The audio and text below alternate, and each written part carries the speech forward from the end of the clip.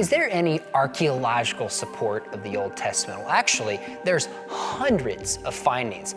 So for example, recently an inscription was found of the name Goliath that dates to the place and time of the biblical story.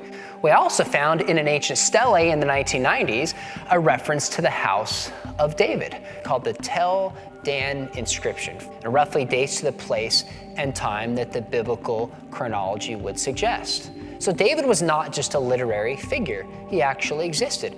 Another example is called Hezekiah's tunnel. This is one of my favorites. In the Old Testament, it describes that King Hezekiah needed to route water outside the city of Jerusalem, so he built this massive tunnel. Well, years ago, towards the beginning of the 1900s, people actually discovered this tunnel. And the architecture of it, since it goes through this hard, like bedrock, is unbelievable. We still don't know to this day exactly how they started from two sides and met right in the middle. I have walked through Hezekiah's tunnel, which is a testament to that story and to the historical existence of Hezekiah.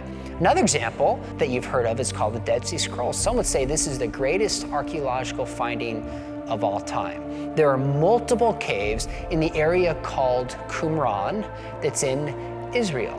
And they found over 900 different manuscripts or pottery or copper, different shards of different sizes in different places that attest to the Old Testament books and some other books that the Essenes, the community who had them, preserved, and then they hid when the Romans were coming in to destroy Jerusalem and beyond.